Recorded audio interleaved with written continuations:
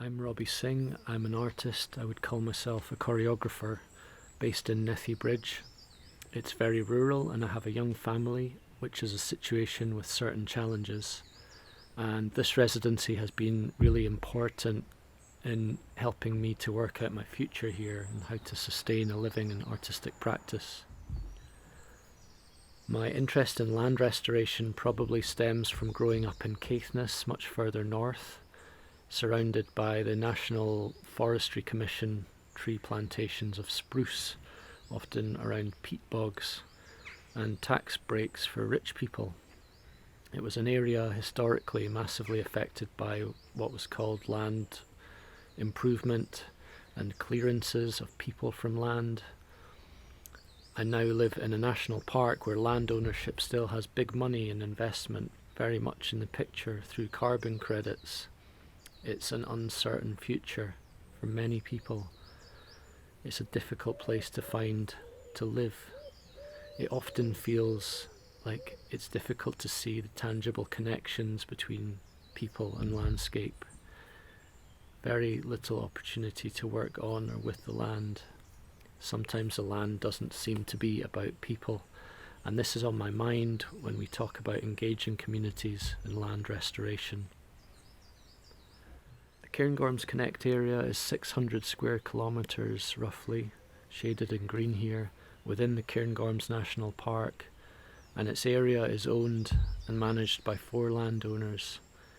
It covers a broad range of landscapes where habitat restoration and restructuring activities are happening, from native pine forest, bog woodland, peatland, rivers and floodplains, montane areas. It's vast and overwhelming.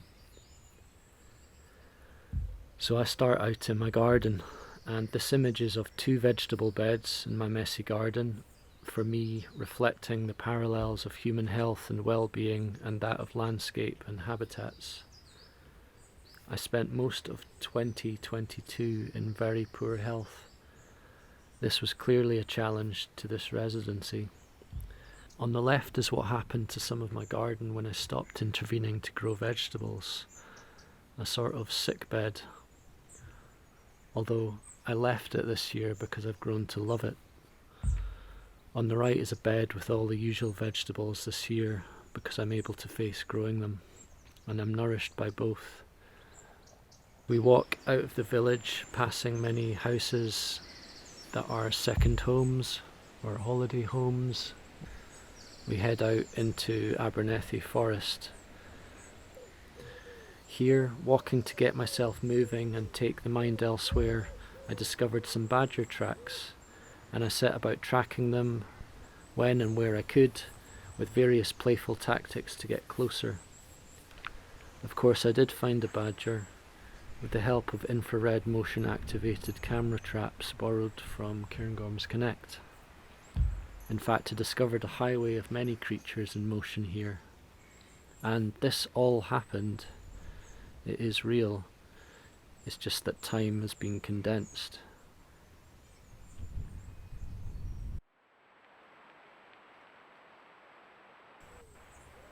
Setting this camera by this tree for me has become another personal project and a ritual that works around family life as I replenish the batteries or retrieve footage. It's helped me reflect on the movements of the place. I question if this framing and presentation makes it art, and I question the intimacy of it and the consent of these creatures. I realise that the community I'm interested in isn't always human. I wonder about the narratives that emerge and are constructed through this kind of digital foraging and manipulation. In centuries past, myths and stories of other species would have been spoken between people, or perhaps articulated in other arts, forms. I wonder about the invention of myths and stories now, where the imagination is, and what that has to offer to the science and ecology-driven use of land. I worked with Abernethy Primary School weekly over a 3-month period, again allowing an element of co-creation and direction to emerge.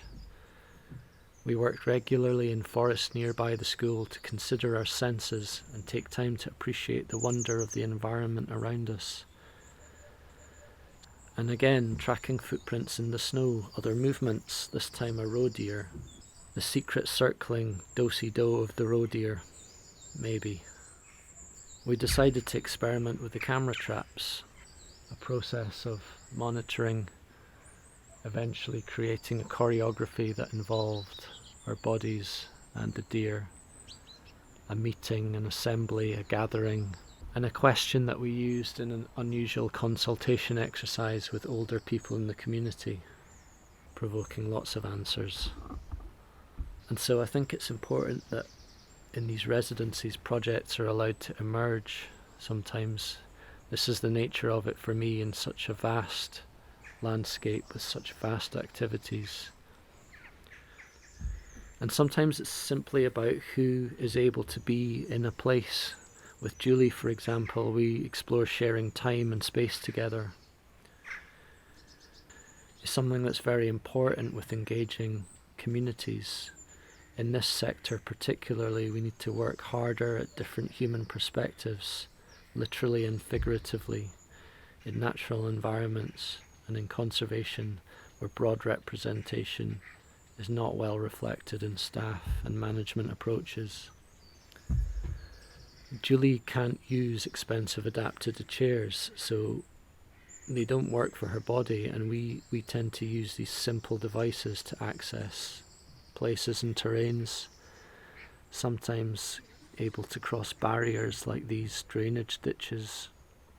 It's something we perform for ourselves and others to witness if they happen to be there. It's about the significance of the smallest action, the meeting points between bodies and different surfaces, that sensory perception. And we've developed and presented a performance work called To Earth.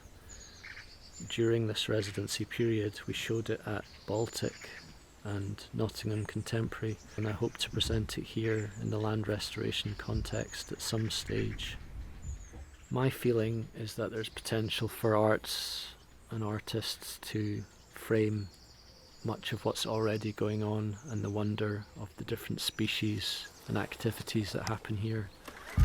This was an incredible experience, camping out overnight with Ellie on a moth survey.